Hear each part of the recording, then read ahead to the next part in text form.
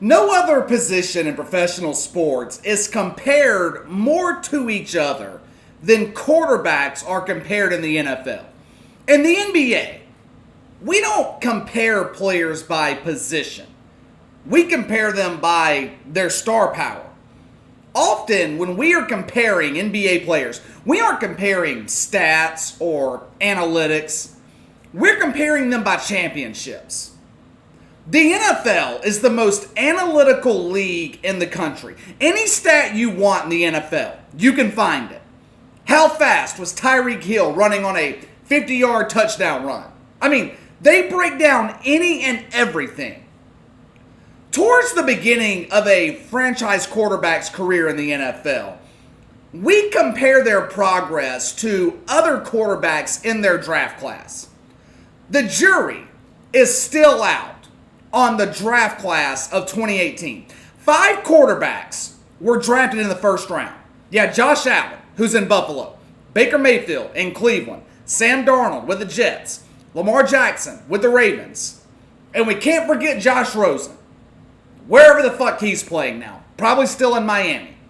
We already know that Josh Rosen is a bust, well on his way to being the biggest bum of the 2018 draft class. I did not want to forget about Josh Rosen.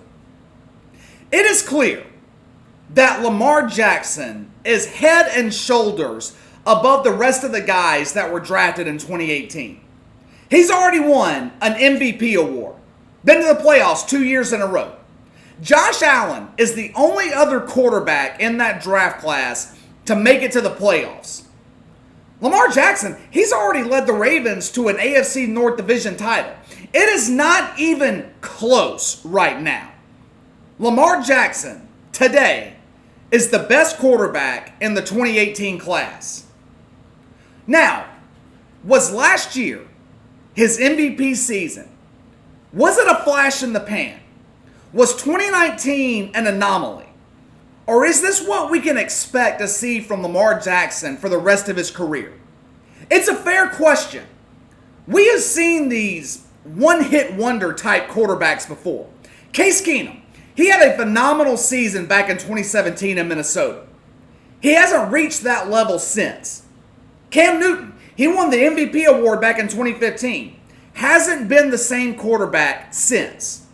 Cam Newton is really the reason that I got the idea for this video. I was thinking about this yesterday when putting together my Cam Newton video that I posted yesterday morning. It got me to thinking, is Lamar Jackson's style of play sustainable for long-term success in the NFL? When you think about it, it really is a legitimate concern. We have seen running quarterbacks time and again come in this league out of college, light the NFL on fire for a few years, and then disappear. Michael Vick, I just mentioned Cam Newton, RG3 in Washington. We are going to answer that question today. Can Lamar Jackson sustain this level of play, this level of success long term? And when I say long term, I'm talking about him being a franchise level quarterback well into his 30s. Coming into the NFL, Lamar Jackson wasn't looked at as a franchise quarterback, especially once he was drafted by Baltimore. They had their franchise quarterback, and I use that term loosely when I'm talking about Joe Flacco. But the point is, the Ravens had a quarterback in place when they drafted Lamar Jackson. Remember before the draft, there were actually teams recommending to Lamar Jackson that he would be better off in the NFL if he changed positions from quarterback to wide receiver. You remember that? Good on Lamar Jackson for standing his ground. And he was blessed by being drafted by John Harbaugh in the Baltimore Ravens. John Harbaugh is one of the more progressive coaches in the league. He's not afraid to change things up. He isn't afraid to break the mold and try something new. That is exactly what he did last offseason. Even though Jackson led the Ravens to 6-1 the last half of the 2018 season, John Harbaugh knew that they needed changes offensively. The addition of Mark Ingram in the backfield was brilliant. It forces teams not only to consider the running ability of Lamar Jackson, which is more of a finesse style, but now they also have to load the box with linebackers to stop the forceful running of Mark Ingram. It's a pick your poison type of situation. Baltimore also added speedy receivers on the outside. The Ravens' offense, with Lamar Jackson leading the charge last season, was unstoppable. John Harbaugh built this offense to insinuate Lamar Jackson's strengths. That's why they were 14-2. They were unstoppable offensively. 9% of Lamar Jackson's passes ended up in touchdowns. He accounted for over 4,000 yards of total offense. Most of their wins were in convincing fashion. 8 of their 13 wins when Lamar Jackson was starting were by double digits. Average margin of 28 points in those 8 wins. That is unheard of in the NFL. This is not college football we're talking about. The NFL is set up to where, on paper at least, all teams are even. It is an even playing field. A 14-point win is considered a blowout at the NFL level. Lamar Jackson and the Ravens were beating teams by nearly 30 points. And these weren't all bad teams either. Beat Seattle by 14. Tom Brady and the Patriots by 17. Deshaun Watson and the Texans by 34. The Rams by 39. They were beating good teams. Overall, the Ravens were the number 1 offense in the league last season. Number 1 in rushing, which is obvious. I mean, it's hard not to be number 1 in rushing when you have Lamar Jackson and Mark Ingram in the backfield. But they were 27th in passing.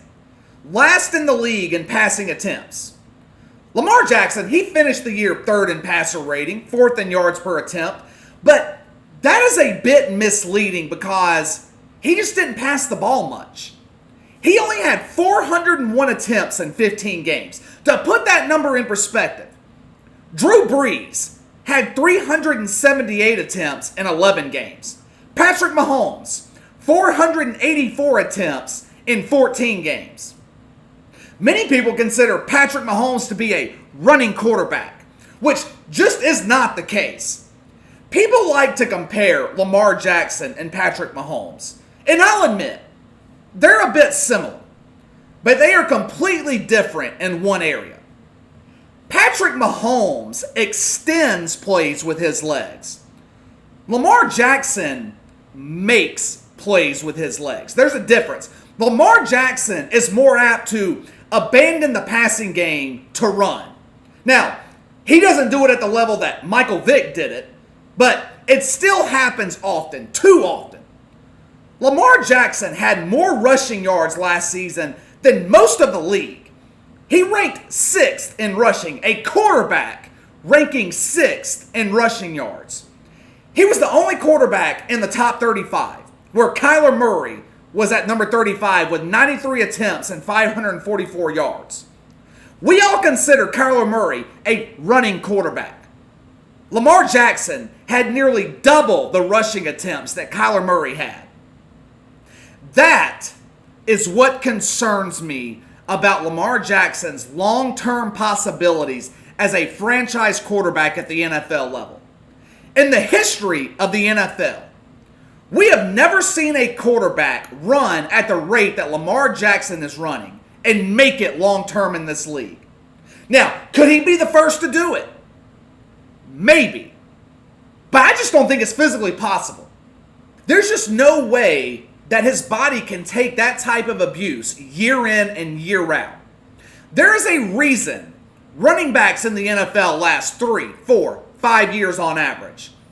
Their bodies break down as they get older. Right now, Lamar Jackson is running the ball more than some running backs are running it in this league. Last season, he had more rushing attempts than Alvin Kamara did in New Orleans, Kenyon Drake, Frank Gore. I could go on and on. Lamar Jackson has 323 rushing attempts in his 2 seasons in the NFL. And back in 2018, he only played in 7 games. Steve Young, who was considered to be a running quarterback back in the 90s, had 722 rushing attempts in 15 years. His high for one season was 76 rushing attempts. It's just not sustainable to run the ball at the rate that Lamar Jackson is running the football.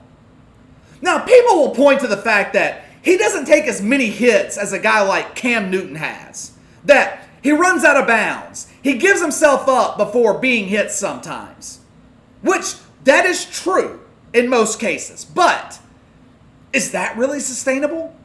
Can you really depend on the fact that he won't take many hits? Can you depend on that? Because history shows, at least in a small sample size, that when opposing defenses face Lamar Jackson a second time, he struggles. When facing a team for the first time, Lamar Jackson is 16-2. He has had 6 rematches with opposing teams in his 2-year career. He is a .500 quarterback in those games, 3-3. Remember the wild card game back in the 2018 playoffs against the Chargers? That was his second time that season facing the Chargers defense. And what happened? Lamar Jackson was terrible. His second time facing Cleveland, lost by 15 points. Not to mention the fact that he's also been terrible in the playoffs altogether. 0-2 playoff record, a 20.7 QBR in those 2 playoff games. And both playoff games were at home, where he should have been comfortable. In January, at home, against the Titans, Mike Vrabel had the perfect defensive plan against Lamar Jackson. Tennessee ran an invert 2 defense, which is an invert of the Tampa 2 defense, hence the name invert 2. And if you don't know what the 2 defenses are, basically, the Tampa 2 defense has 2 cornerbacks sitting in the flat while 2 safeties are splitting deep halves of the field. The invert 2 defense just flips that concept. The cornerbacks take the 2 deep halves and the safeties are the flat defenders. Brilliant plan by Mike Vrabel, right? I mean, it was a brilliant plan, wasn't it? Lamar Jackson had one of the worst games of his career. Baltimore went down big early, and it forced the Ravens into relying heavily on the passing game. Lamar Jackson had 59 passing attempts in that game, by far the most of his career. Now, guess where Mike Vrabel got the idea for that defense? From the Chargers in the playoffs the year before. It is the exact defense they used in the playoffs to stop Lamar Jackson. It is the blueprint in stopping him. This is a copycat league. The NFL is a copycat league. Now, that doesn't mean that every team in the league will have the personnel to pull this off. But it is the blueprint for the teams that do have the personnel to stop Lamar Jackson. Lamar Jackson averages about 25 passing attempts a game. He has lost 5 games in his NFL career. In 4 of those losses, he's passing more than 25 times. Actually, he is averaging 41 passing attempts in games that he loses. So what does that tell you? When the Ravens have to depend on Lamar Jackson's arm to win the game, they lose. To answer the question in the title of the video, should there be cause for concern with Lamar Jackson? The answer is a resounding yes. The playing style that he has right now is not sustainable for long-term success in the NFL. Lamar Jackson has got to improve in the passing game, got to improve his pocket passing in order to have long-term success in the NFL. If the Ravens go down early in a game, they are completely fucked. And I'm not talking about going down by 3, 6, 7 points. I'm talking about double-digit deficits. It happened against the Browns last year, against Tennessee, against Kansas City. Loss, loss, loss. When you force the Ravens to become one-dimensional, force Lamar Jackson to beat you through the air, they just can't do it. I said this earlier. We have never seen a quarterback running at the rate of Lamar Jackson having long-term success in the NFL. Look what happened to Cam Newton. 7 of the first 8 years, he had over 100 rushing attempts. He spent the last 2 years injured. Am I saying that Lamar Jackson is a bad quarterback? Absolutely not. I think he and the Ravens are going to have a good season. They're the team to beat in the AFC North. Although, I think Big Ben and the Steelers are going to give them a run this year. Now, I don't think that Lamar Jackson is going to have another MVP level season. I think we're going to see a drop in production. But the Ravens should still be a playoff team and a legitimate Super Bowl contender. All I'm saying is that Lamar Jackson's style of play is not sustainable. I've said that about 10 times in this video. It is not sustainable. And he needs to develop his passing game if he wants to have long-term success in this league.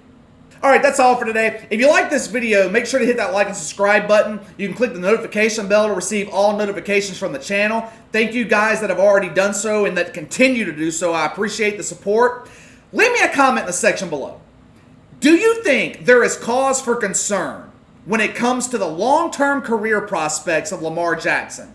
Let me know your thoughts. You can follow me on Twitter at KC_BTL84. If you have any questions or a topic that you would like me to cover, you can email me at BTLKC84@gmail.com. I'll see you guys next time.